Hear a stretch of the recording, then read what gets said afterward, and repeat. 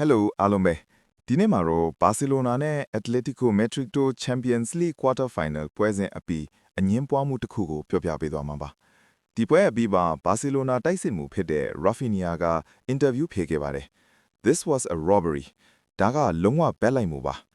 ပထမဦးဆုံးပွဲအခြေအနေကိုနားတဲ့အောင်အတူကျုံပြောရမယ်ဆိုရင် Atletico Madrid ကပထမပွဲမှာ 2-0 နဲ့နိုင်ထားပြီးဒုတိယပွဲမှာ Barcelona က 2-1 နဲ့ပြန်နိုင်ခဲ့ပေမဲ့ aggregate 3-2 နဲ့ Atletico ဘက်တက်သွားပါတယ်။ဒါပေမဲ့ရလက်ထက်ပိုပြီးလူလေးစိတ်ဝင်စားတာကကွင်းလေတိုင်းလူကြီးရဲ့ဗတ်လိုက်တဲ့ဆုံးဖြတ်ချက်တွေပါ။ဒီနှစ်ကြောမှာ Barcelona ဘက်က player 2 ယောက် red card ထိခဲ့ပါတယ်။ပထမကြောမှာ Pau Cubarsí ဒုတိယကြောမှာ Eric Garcia တို့ပါ။နှစ်ခုလုံးမှာ yellow card ကနေ VAR review ပြီး red card ပြောင်းခဲ့တာပါ။ဒီနေရာမှာ Barcelona fan တွေကတခုတတိထားမိပါတယ်။ decision pattern တူတူဖြစ်နေတာတပွဲမပေါ်ဘူးနှစ်ပွဲလုံးမှာအလားတူလက်ချေနေအလားတူဆုံးဖြတ်ချက်တွေဒီလိုဖြစ်လာတော့ဒါတိုက်ဆိုင်မှုလားဆိုတဲ့မေးခွန်းထွက်လာပါတယ်အထူးသဖြင့် Marc Pupil ရဲ့ handball မတော်တဆကပိုပြီးအငင်းပွားမှုဖြစ်ခဲ့ပါတယ်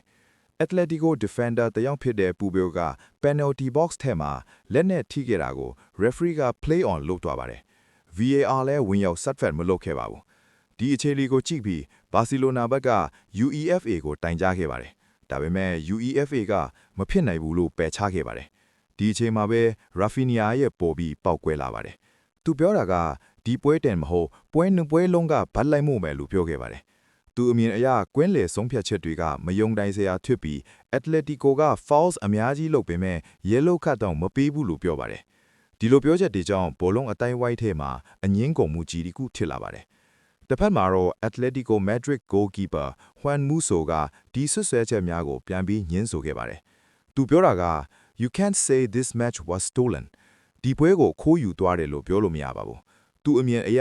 Atletico ကအမှန်တကယ်အနိုင်ရခဲ့တာဖြစ်ပြီး Barcelona ဘက်ကလွန်ကဲစွာလုပ်နေတယ်လို့ဆိုပါတယ်။ဒီအငင်းကုန်မှုကိုတာမန် fan တွေအမြင်နဲ့ကြည့်မယ်ဆိုတော့တော်တော်တိတာတဲ့ပက်လိုက်မှုပါ။ဟုတ်ပါတယ်။ကွင်းလေတိုင်းလူကြီးကလူသားဖေတာကြောင့်အမှားလုပ်နိုင်ပါတယ်။ဒါပေမဲ့အမှားတွေကတစ်ဖက်ကိုပဲထိခိုက်နေတယ်ဆိုရင်မေခွန်းထောက်တင်နေပါသည်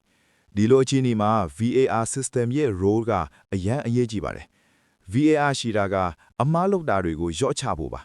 ဒါပေမဲ့ VAR ရှိနေတော့ဒီလိုအငင်းကုန်မှုဖြစ်နေတယ်ဆိုရင် system ကိုပြန်စဉ်းစားရမယ့်အချိန်ဖြစ်နိုင်ပါတယ် Barcelona fan တွေအတွက်ဒီပွဲကတော့ဘောလုံးပွဲမဟုတ်တရက်ခါကြည့်နေရတယ်လို့ဖြစ်နေမယ်ထင်ပါတယ် VAR screen ကိုကြည့်တိုင်းကြောက်လန့်မှုလို့ဖြစ်နေမယ်ဒါပေမဲ့ဒီပွဲကိုပြန်ကြည့်မယ်ဆိုရင်တော့ဒီပွဲကဘောလုံးမှာကွင်းလေဆုံးဖြတ်ချက်ကဘလောက်အရေးကြီးလဲဆိုတာပြန်သတိရစေလိုက်ပါတယ်ကျွန်တော်အမြင်အရတော့ဒိုင်လူကြီးဘတ်လိုက်တယ်လို့ပဲမြင်မိပါတယ်